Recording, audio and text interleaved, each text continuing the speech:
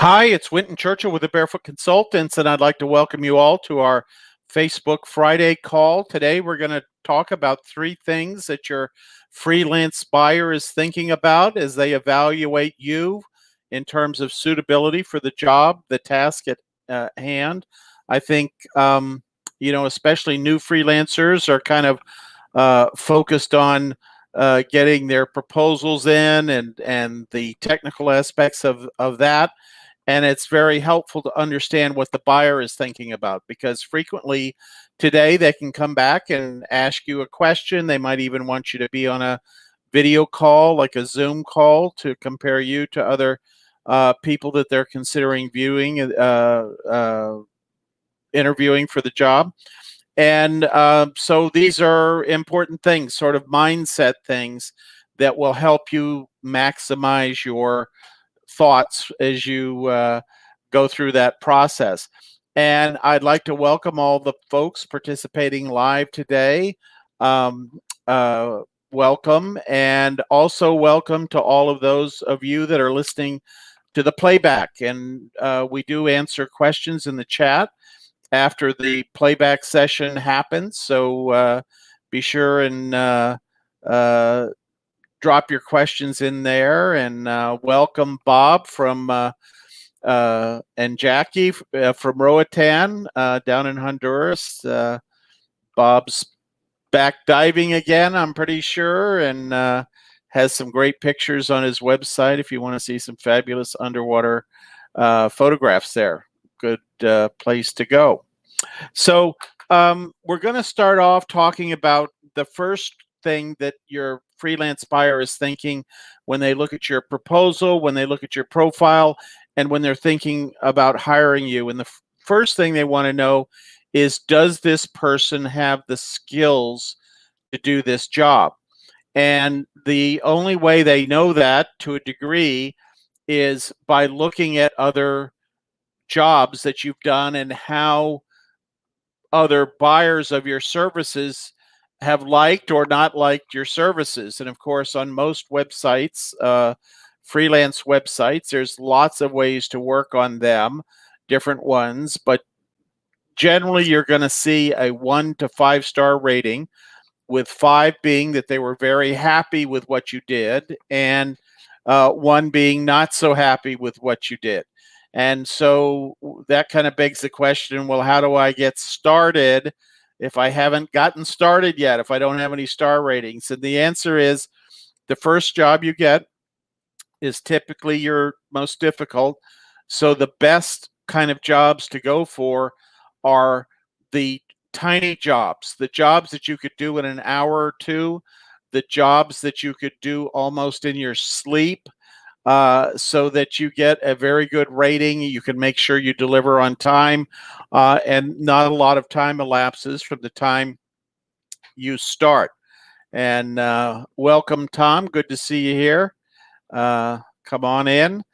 We're talking about things that freelance buyers think as they're evaluating your proposal and your profile. And so skills are important. And the other thing that helps offset that, getting that first job and not seeing the stars there, is they look at your profile. And when they look at your profile, if they see that you've got a few decades of working in various companies and doing various things, they have a pretty good idea that you might work out. Now, bear in mind that the first time you work for a client, they're basically giving you what we would call an audition job. This is a job, very tiny, just to see if you know what you're doing and if what you say in your profile seems to be accurate. Because frankly, anybody can say anything in a profile online. That's why we suggest that you go into a little bit more detail than most people do, because that detail helps the buyer get a grasp on your skill set. So that's a very important thing there. The other thing that most buyers don't even realize this, but they are looking for somebody that has a domain of knowledge that is somehow related to the area of their work. And when I say domain of knowledge, that always requires a little bit of explanation. The thought there is that if somebody, let's say, owns a construction company and they want you to write an article that talks about a project they've just completed or something like that, they want to know that you have a little bit of construction or building background, maybe some real estate background, something like that, so that when you write an article, you bring that domain of knowledge that has to do with construction and real estate and that sort of thing to the job. And that is very important for them. Even if you're doing something simple like proofreading, you're going to know a whole lot more than the professional proofreader that knows nothing about construction. So that's another concept to pull into this skills analysis in terms of what they're looking for. The number two thing they're looking for is, are you going to be a good collaborator? Because a lot of people, a lot of freelancers like to take the job and run with it. And let's say the job has a due date that's 7 days from now or 10 days from now or something like that. I call these over the transom freelancers. What they do, they get the job, they never ask a question, they just barrel through and do the job the way they think it should be done. And in the end, you know, the day before the deadline or the day of the deadline or sometimes after the deadline, they throw the finished product back to the client. They think it's kind of, you know, put the job in, get the job done, the job comes back. And this is a complete misunderstanding of how freelancing works in most cases. Very few buyers are looking for that over the transom kind of activity. They want to have a dialogue with you, whether it's in chat or email or on a Zoom call or whatever it might be, and you want to have a dialogue with them to make sure you're on track for meeting their expectations, because most baby boomers know this, most people over 50 know this, but sometimes there's a disconnect. It could be small, it could be large, between what somebody says they want and what they really want. And so that's an important thing to understand. That is a truism that many younger freelancers don't really take into account. They don't have the experience level to take that account. They take something literal. If somebody asks me to do a job, I'll do that job and they'll pay me, and that's it. Where somebody who's 50 plus, been around the block, has a few decades of experience working in an organization, a company, that kind of thing, you're going to know things that somebody that's just getting started won't. And many freelance buyers, although they find it hard to articulate what those things are very happy when they see those kind of skills and knowledge and experience coming through on the job that you're doing. And I was talking to a freelance buyer about a month ago, and he was bemoaning the fact that he actually assigns jobs to people and never hears from them again. You know, this is not an uncommon occurrence. And a lot of baby boomers I talk to just can't fathom that. They say, why would you go to all the trouble of finding a job, proposing on it, and just disappear? And but it happens more often than you might believe. And it's a very frustrating aspect of working on online networks for new buyers. It's one of the barriers to new buyers coming onto these networks. And that's why sites like Upwork are so rigorous about making sure you're logging in on a regular basis, making sure you're checking account, making sure, measuring the time it takes you to respond when a client asks a question. Upwork doesn't want to see you coming into a job and then not responding when your client asks you a question 5 days, 2 weeks, whatever it might be. They want to see that you're in there every 24 hours taking a look at what's going on. Now, there's some ways to automate things. So the fact that somebody is asking you a question or that kind of thing comes in through your email as well. So you do kind of put that in your stream. You don't have to log into the system. Although logging in always gives the algorithm, you get a little gold star every time you log in, because the algorithm says, is this person paying attention to our site? In this case, I would say the Upwork site. And if they see that you log in 3 or 4 times a week, you're an active freelancer. If they see that you log in once a month, you're an inactive freelancer. And they're not going to show you as much opportunity. They're not going to feature you to other jobs because they feel like you're not paying attention.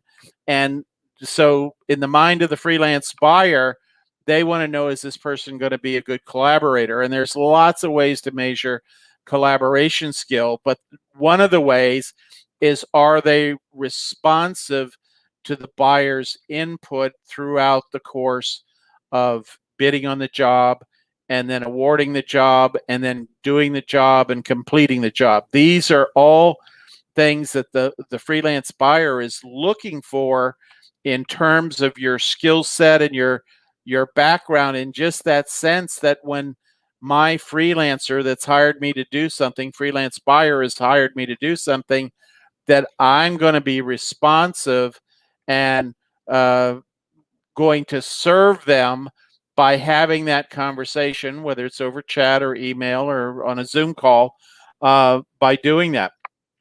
And so the very next thing, once that person is satisfied you have the skills, and they're satisfied that you're a collaborator, a good collaborator, that you keep them informed.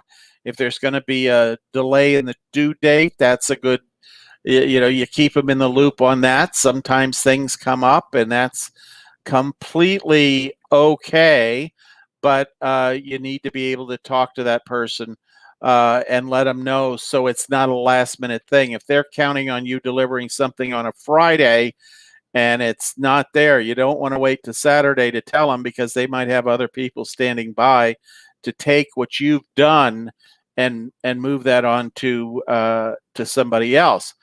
Now, the other thing that freelance buyers are looking for, and this may be the most important of all, they're looking for, once they're satisfied you have the skills, and once they're satisfied you're a good collaborator, which you can demonstrate very clearly in a job that you do that might take an hour and 10 minutes, 15 minutes, 20 minutes, something like that, are the best kind of jobs to do, because those are real quick in and out jobs. You get in, you do them, and they're done, and the client's happy, and you get a good rating and that kind of thing. But the other thing they're thinking is, well, if I hired this person to proofread, and now that I'm happy that they're responsive to me, because a number of those people that I've hired have not been responsive to me, what other things can this person do for me? I would say that most freelance buyers that I talk to, when they hire a new freelancer on any of the networks, say they are not just hiring a freelancer to do that one job. They are hiring that freelancer in the hopes that as they get to know them, they will understand the greater skill set that person has, the greater knowledge that person has, and the greater wisdom that person has, so that they can give you bigger and bigger jobs, and they can give you more jobs over time. And this is what we really focus on when we go into our how we train freelancers, is we train you to get those repeat assignments. That's what really makes this so effective as a portable income, liberating kind of life activity to do, is that you are satisfying that client, and you're doing all this remotely. You get to work wherever you want, like this picture that I've got up here. This is my balcony in Huatulco, Mexico, and I've done quite a number of hours out there on the balcony. I usually, because a lot of times the kind of stuff that I'm asked to do from time to time is writing. I might be writing an article, I might be writing or outlining a video script covering what I want to do. But I just sit down in one of those big old comfortable chairs right there and, look out at the water and think about that. And it's amazing how inspirational that is. In fact, now that I'm I was on a business trip when the lockdown occurred. I've now been in just outside of Dallas for over a year, so it's been a little bit over a year since I've been back uh, to this perfectly good balcony overlooking the Pacific Ocean and the cruise ship harbor. Not many cruise ships coming in these days, but it's very inspirational, and even though I haven't been there in a while, it's good to know that I'm going back there and I'm going to see that again. And of course, I'm going to appreciate it much more. I mean, it's hard not to appreciate a view like that, but when you're down there 2 or 3 months in a row, it kind of fades into the background and you take it for granted. And I will take this for granted a little bit less as time goes on. The important thing to know, though, is the freelance buyer wants you to work out. They want you to be somebody that they can give you this assignment and give you that assignment, because every time you do an assignment for them, you learn a little bit more about how that buyer likes things done. You learn if it's within the context of a company or an nonprofit organization or a government agency. You learn a little bit more about that organization. You become that more valuable to them by the minute, because think of it from the freelance buyer's perspective. They don't want to run around and have to go back into their online network and find somebody else because you didn't work out. They're hoping you do. And the great thing about people that are 50 plus, they've got lots of experience as a reference point, and they do make great workers as freelancers. And I hear this over and over again. In fact, when I was 13 years ago, as I was starting this the Barefoot Consultant stuff, I remember interviewing buyers to find out what was important to them and who do they like to work with and that kind of thing. And they would talk about this group of people are a little flighty, and that group of people, they do the work, but it really doesn't go to the depth. And what I learned at that point is that they really appreciate baby boomers because they have a much better sense of the depth that they can go to. And so you can't overlook that mindset. They want it to work out. And a lot of people, baby boomers that are applying for freelance jobs, are kind of caught up in their own head about, gee, is this going to work out? Can I do this? Maybe I could get some other jobs. Maybe I could find some other buyers. And all those things are rolling around in your head when you're really the best opportunity for building your business is that job that's sitting right in front of you now. And that buyer who's considering you now, and that buyer who's seeing how you deliver the job, and they want to know, is this somebody I can use in other areas and that kind of thing. So very important, very good opportunity in that last phase of what the buyer is thinking. Can I use this person in other areas? What can I do to help this person get through this?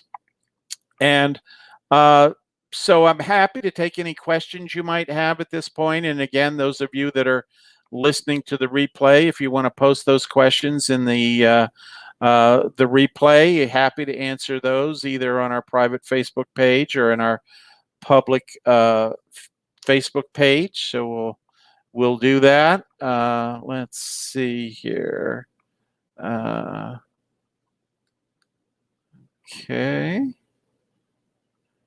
I was reading an interesting article this week that was talking about freelancing and how it's going to be a pretty big thing. In fact, let me pull up that article because you might like to. I'll pop that link. There's Susan Silva. How you doing? Good to see you, Susan. With her Pure Bid Cat's insignia. Good to see you. Yes, and Susan would remember. She's in our Barefoot Brain program, and we had one of our meetings down in Watuco, and in fact, we had a number of people over on the balcony here overlooking the ocean, and just have been talking about that, how inspirational that is, and how I won't take it quite as much for granted going forward. So let me see here. I'm looking for this one article. Here we go.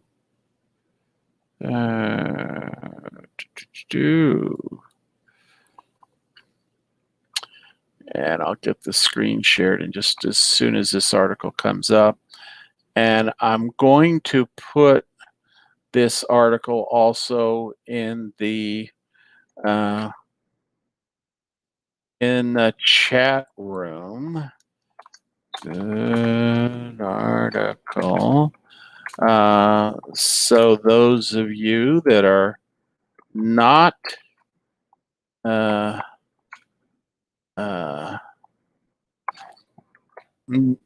not in there are able to see, it's from NASDAQ. Let's see. Tom is asking a question. I talked about Social Security benefits. What is the link for that? Boy, I don't know. There's a guy that speaks at international living conferences, and I will make a note, and I've got your email address, Tom, so I will make a note right after this call to get you that link. And of course, the general Social Security site is sort of good, but it's like any government site. It's you know, it's a lot, and you can't net out what you're what you're looking at real quickly. And this guy has a lot of good advice, talks about what you can you earn, can you not earn. The good news is once you hit typically 65 or 66, you can earn working as a freelancer, for example, without any problem. Your earnings up to a very large amount don't offset your Social Security benefits, so you're in good shape there. So let me get into this article here and just take a quick look at that, because it's here we go. Chrome tab. The freelance revolution is here. Trends to watch this year. This is from NASDAQ, published in January, so a few months ago. Very good article to enjoy all of it, but here's we'll just hit on the highlights. And we've talked about many of these same things. I just saw this article yesterday, I think. Jen Stevens at International Living had shared it with me. But we've talked about this, is that companies and organizations are going to hybrid workforces. It's not going to be all employees. It's going to be a combination of freelancers and employees as they rebuild their organization. And we're going to talk about some of those reasons why as we go through this. Companies will lean on contractors to fill technical skill gaps. And I would extend this to beyond technical skill gaps. I mean, that's certainly things like programmers and software project managers and that kind of thing. But they are leaning on contractors to fill anything that requires a high degree of proficiency. I mean, certainly programming does, but also there are sort of management consultant roles and that kind of thing, where you see a lot of organizations looking outside to these networks to bring in people. They might need them a few hours a week, a few hours a month. They might need them for a month or two every year, and then they don't need them, and then they need them back for a month or two later in the year, that kind of thing. So we're seeing lots of that. And we have this crazy commercial running here, so we'll just skate past that. This is another one. Highly skilled professionals, read baby boomer professionals, will opt for freelancing work over traditional employment. And boy, this is a trend we've seen in the last year. Lots of people are taking this opportunity of working remotely to move into freelancing. You know, they realize they can do it. Some like it, most like it, some don't. You know, that's not the place for them. They need that structure of the organization. No negative to that, but for so many others of us, like I was when I was, you know, working in a large chrome and glass building that I went to every day, eager to get out, would much rather work in my jeans and sneakers at home. Organizations will rely less on staffing firms for contractors because the ability to sift through large numbers of freelancers online is a much more practical way to do this in some respects. And I know a number of people that are recruiters. You know, depending upon what you're looking for, recruiters do a great job. But now you can just kind of go on to systems like Upwork and freelancer.com and look for somebody that has the skill set you're looking for. And, you know, you're not going through that loop, and you don't have those sort of barriers to getting right down to the information of what's that person able to do. The other thing is full-time remote work is here to stay. This is not going away. There's nobody out there talking about, yeah, people are going to start going back into the office because that's really a better way to work. Here's a little factoid. In fact, 50% of Facebook's 48,000 employees are expected to work remotely within 10 years. That's what their goal is.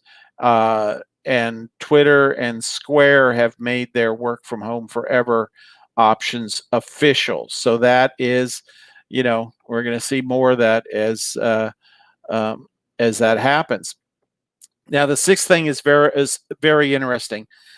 This falls into the category of the naysayers have been told to shut up.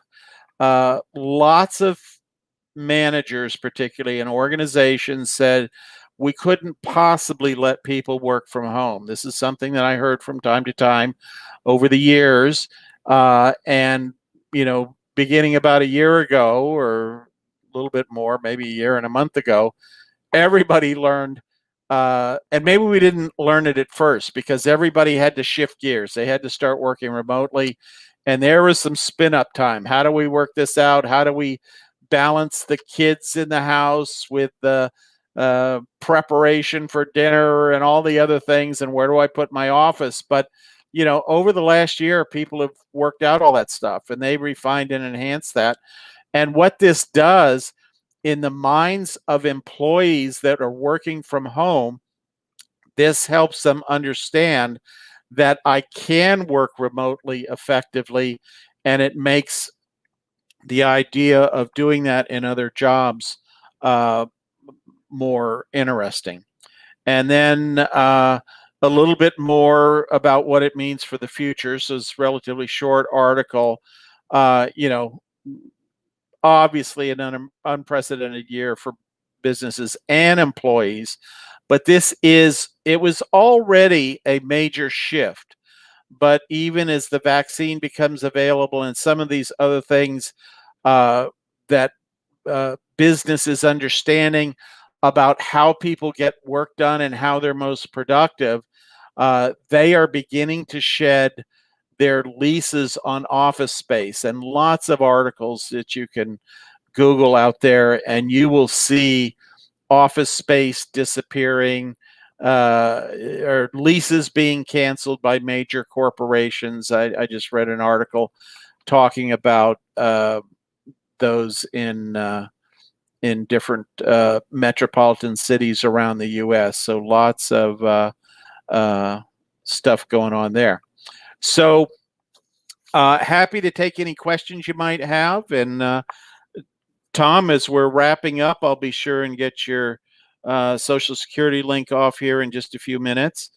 And anybody else that has any requests, we do request. Maybe we should call this Request Friday if you'd like to catch back up. And Bob and Susan and Tom and everybody, good to see you on the call. Look forward to seeing you again or in our Tuesday night calls as we do those during the week. And we're starting a challenge series this coming Tuesday night. So if you've been away for that for a little while, it's always a good time to get back in when we do the challenges. Those are very popular. We do those about 3 or 4 times a year. And looking forward to that. Lots of new folks getting into freelancing as we come up on the next Tuesday evening. So with that, thank you very much today for your participation. And for all those of you listening to playback, be sure and let us know where you're coming in from. And if you have any questions or have any requests of anything I've talked about, or you want to know where to find something, or looking for an article of one kind or another, happy to help you with that. So good to see you. Take care. See you next week. Adios.